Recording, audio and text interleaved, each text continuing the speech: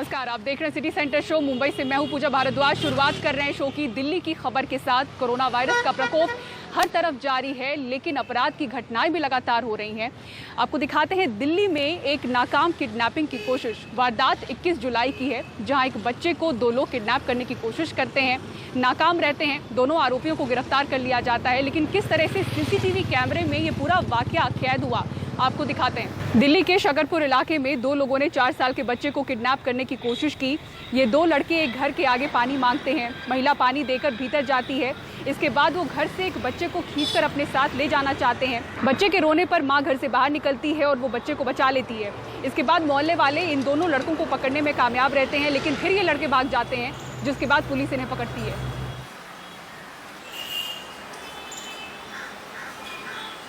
और अब ये बात करते हैं दिल्ली के मौसम की। दिल्ली एनसीआर में आज जोरदार बारिश हुई, तापमान में गिरावट आई। मौसम विभाग का कहना है कि अगले एक हफ्ते तक जोरदार बारिश होने की संभावना है, लेकिन कुछ ही घंटों की इस बारिश ने किस तरह से दिल्ली में सरकारी इंतजामों की पोल खोल दी, इस रिपोर्ट में देखिए।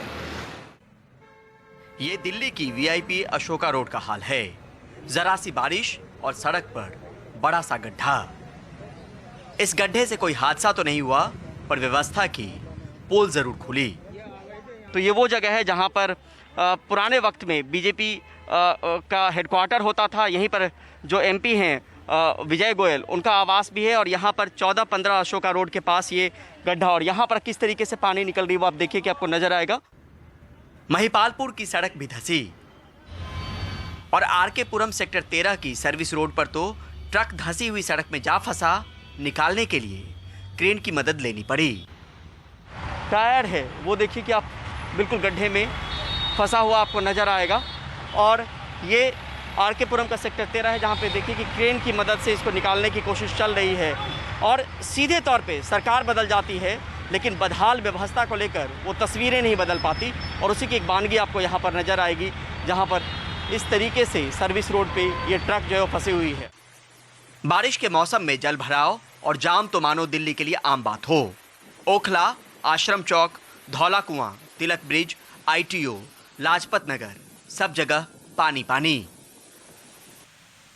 महिपालपुर से एयरपोर्ट जाने वाले अंडरपास में पानी भी भरा और कई दरारें भी दिखी।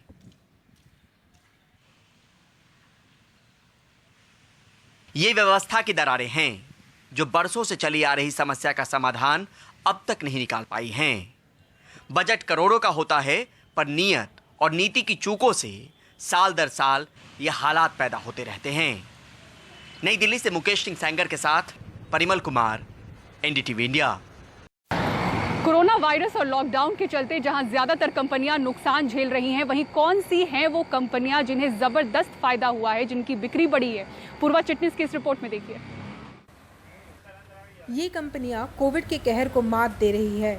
ब्रिटानिया, नेस्ले, पार्ले जी, इन सबको कोविड काल में नया जीवन मिला है। लॉकडाउन में जहां लोग घरों में रहने को मजबूर है, ऐसे में इनके पैकेज फूड की खपत बढ़ गई है। डबल सेल हुआ, डर था ना, तभी सब लोग ने डबल ले लिया स्टॉक पूरा। कैसा का मतलब मैगी बिस्किट क्या क्या लिया? मैगी, बिस्किट, दाल, चावल, शक्कर, जो घर में लगने वाला आइटम था वही रेगुलर लगने वाला। पापड़ है, कोई अचार है।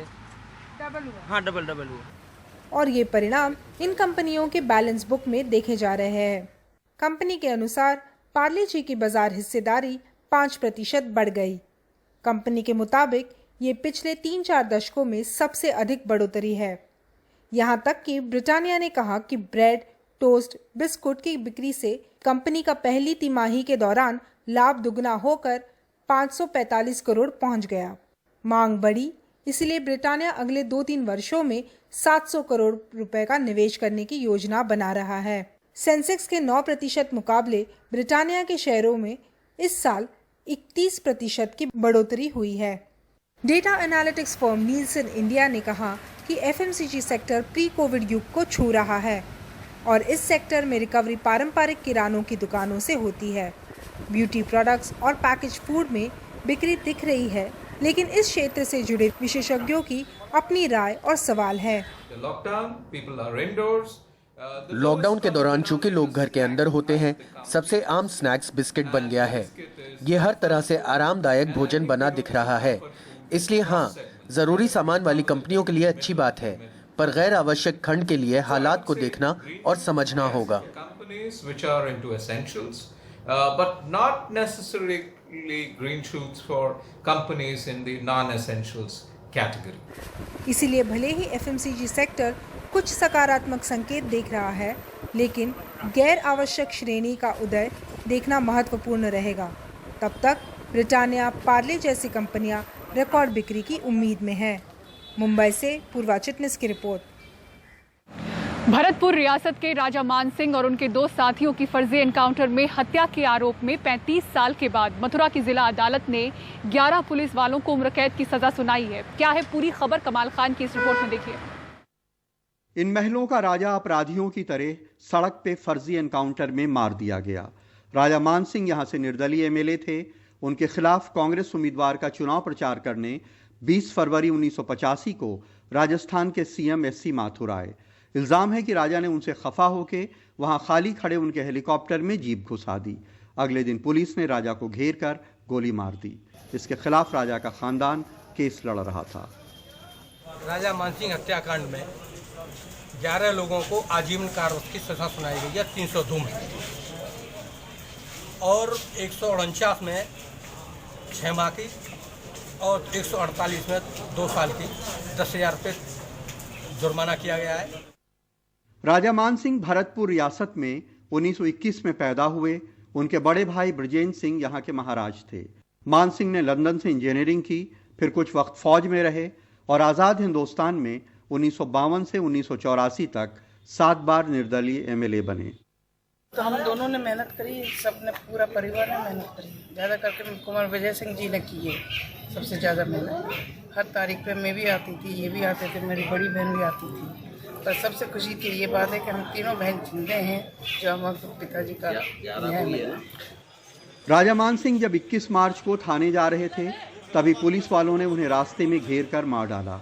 तब के सीएम शिवचरण माथुर पे आरोप लगा कि उनकी शह पे पुलिस ने राजा की हत्या की।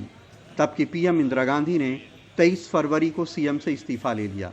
राजा के वकील कहते हैं कि उन्होंने कोर्ट में साबित किया कि पुलिस ने राजा को घेर कर मारा। पुलिस ने राजा की जीप के आगे अपनी जीप अड़ा दी। राजा मान सिंह की कनपटी और सीने पे बहुत करीब से गोली मारी। अगर एनकाउंटर होता तो गोली दूर से चलती। पुलिस ने राजा के पास से एक कट्टा बरामद दिखाया। कोर्ट ने हास्यास्पद माना कि राजा कट्टा लेके घूम रहे थे। ये साबित हुआ कि राजा निहत्थे थे। 61 गवाहों ने राजा मान सिंह की हत्या की गवाही दी। इंसाफ हुआ, अच्छा हुआ, सजा मिली, ये भी अच्छा हुआ। लेकिन 35 साल बाद इस इंसाफ के क्या मायने रह जाते हैं जब मुजरिमों में से कई मर चुके हों और बाकी रिटायर होकर अपनी उम्र के आखिरी पड़ाव पे पहुंच गए हों। भरतपुर में हर्षा कुमारी सिंह, मथुरा में सौरभ गौतम के साथ लखनऊ से कमाल खान, एनडीटीवी इंडिया। WHO की गाइडलाइन साफ कहती है कि जिन इलाकों में संक्रमण ज्यादा है, भीड़ भाड़ वाले इलाके जो हैं, वहां पर लोग बिना मास्क नहीं जाएं। भारत में ये अनिवार्य है। अलग अलग राज्यों में अलग अलग सख्त कायदे हैं, लेकिन सवाल है कि क्या लोग इसका पालन कर रहे हैं। देश की आर्थिक राजधानी मुंबई में ऐसे कई इलाकों में लोग अभी भी बिना मास्क के नजर आ रहे हैं। वैसे हालात में भी जब राज्य सबसे ज्यादा कोरोना ग्राफ में ऊपर चल रहा है, ऐसे में इन लोगों को समझाने के लिए मुंबईकरों के साथ पुलिस और डॉक्टरों की टीम मैदान में उतरी है।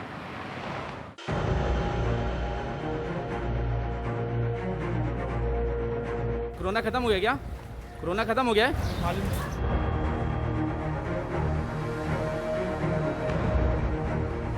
क्या कोरोना खत्म हो गया है?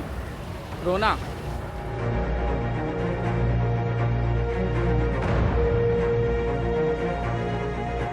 अब इन्हें किस भाषा में समझाएं कि मास्क कितना जरूरी है? कोरोना खत्म हो गया क्या?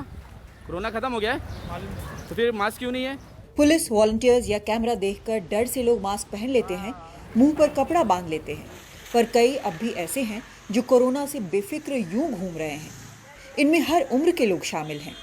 ये सारी तस्वीरें मुंबई के धारावी, वर्ली, भिंडी बाजार और भायखला बाजार की हैं। जब मैं गया हूँ, मेरे को तो कोई दिखा नहीं है। हो सकता है पुलिस को देख के वो मास्क पहनते रहेंगे। बिगर मास्क मिलेगा, 2-4 जन मिलेंगे, उसके ऊपर 188 IPC का कार्रवाई करते हैं। अब मुंबई पुलिस के साथ nobody ever sleeps hungry, giants group Byculla जैसी एनजीओज और साइन अस्पताल के पूर्व dean doctor Suleman Merchant Mumbai में मास्क मूवमेंट चला रहे हैं। तो लोगों के अंदर तुम्हारी तरफ से बीमारी फैलेंगी, लोगों को तुम्हारी तरफ से बीमारी फैलेंगी। सड़क किनारे खड़े सब्जी फल वाले हों या फिर बाइक पर बिना मास्क घूमते लोग, मुंबईकरों की ये फौज कुछ इस तरह सभी बेफिक्रों की क्लास ले रही है। चौल से लेकर हाउसिंग सोसाइटीज में भी ये टीम दौरा कर लोगों को मास्क की अहमियत समझा रही है। लोगों के घर घर जाएंगे, बोलेंगे आप मास्क पहनो, एहतियात रखो। लॉकडाउन रिलैक्स हुआ है, कोविड रिलैक्स नहीं हुआ है। और हम सब मिलके, मुंबईकर मिलके, हम गवर्नमेंट को, हमारा पुलिस को, सबको सपोर्ट करेंगे कि ये we are back to normalcy. कैसा मुंबई वापस नॉर्मल आ जाए। कोविड को लोग मजाक समझ रहे हैं चंद्रू, लेकिन भाई ये कोई मजाक नहीं है। ये इस साल का सबसे बड़ा कड़वा सच है। कोविड से दुनिया भर में 6 लाख से ज्यादा लोगों की मौत हो चुकी है। नंबर 2 पहुंचा है अभी कॉज ऑफ डेथ में। नंबर 1 का इंतजार करें? नहीं ना, ये जंग है, इसका कोई इलाज नहीं है डिजीज का। इसलिए जंग में हथियार चाहिए और आपके पास एक हथियार है और वो है मास्क। मास्क पहनिए, कोविड को हराइए। मुंबई में जून महीने से ही बीएमसी ने हर जगह मास्क पहनना अनिवार्य कर दिया है। मास्क न पहनने पर यहाँ 1000 रुपए का जुर्माना देना होगा। लेकिन लोगों के अंदर कोरोना और सरकार प्रशासन की कार्रवाई का कितना खौफ है, ये तस्वीरें ही बयां करती हैं। मुंबई से पूजा भारद्वाज की रिपोर्ट, एनडीटीवी इंडिया।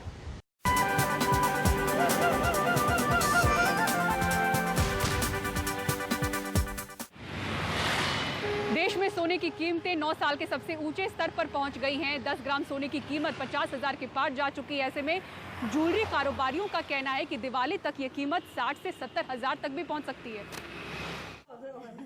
बुधवार को सोने की कीमतों ने फिर रिकॉर्ड बनाया। पहली बार 50,000 रुपए के पार गया सोना। भारत में 10 ग्राम सोने की कीमत 50,023 रुपए रही, जबकि डॉलर में 9 साल में पहली बार इस ऊंचाई पर पहुंचा। मुंबई की ज्वेलरी हब में गहनों की दुकान चला रहे वृषांक जैन कहते हैं, दुनिया भर में कोविड के बढ़ते मामलों की वजह से सोना ऊपर जा रहा है और दिवाली तक 60-70 हजार तक जा सकता है। अमेरिका चीन का व्यापार युद्ध भी दाम बढ़ा रहा है। कोरोना वायरस के हिसाब से जो ऑल ओवर द वर्ल्ड जो डेटा आ रहे हैं, उसके हिसाब से WHO ने बोला है कि उससे और एक्स्ट्रा नंबर्स हो सकते हैं। वो हिसाब से कल गोल्ड और सिल्वर ने एक अच्छा जंप लिया है और ये जंप के हिसाब ये जंप और भी कारण है इसके, जहाँ पे वायरस का रुकने का नाम नहीं ले रहा है। प्लस यूएस में इलेक्शंस चल रहे हैं, प्लस चाइना की करेंसी काफ़ी वीक है, जहाँ पे बैंकों ने कैश विड्रॉल्स पे लिमिट लगा दी है लोगों को। तो ये सब एक छोटी मोटी फैक्टर्स ऐड करके देखा जाए तो गोल्ड ऊपर ही जा रहा है कंटिन्यूस, और आज आगे भी गोल्ड दिवाली तक काफ़ी स्ट्रॉन्ग दिख रहा है मेरे को। भारत सोने का दूसरा सबसे बड़ा उपभोक्ता है। यहाँ अब भी कुछ खरीद हो रही है। मेरी खुद की शादी है, बट मुझे अभी से बाय करना है, क्योंकि क्या पता आगे और रेट्स बढ़ जाए। इससे अच्छा मैं अभी से सिक्योर हो जाऊँ, सेफ हो जाऊँ। सोना ही नहीं, चांदी भी ग्लोबल बाजार में 7 साल के उछाल पर है, जबकि भारत में 9 साल में इसके सबसे ज्यादा दाम है। हालांकि इन बड़े दामों की वजह से खुदरा बाजार में मांग कुछ कम है और जौहरी ये उम्मीद नहीं कर रहे हैं कि जल्दी इसमें बढ़ोतरी होगी। मुंबई से कैमरा पर्सन संजय मंडल के साथ पूर्वा चिटनिस, एनडीटीवी इंडिया। और इसी के साथ सिटी सेंटर शो में मुझे दीजिए इजाजत। खबरों के लिए देखते रहें एनडीटीवी इंडिया। नमस्कार।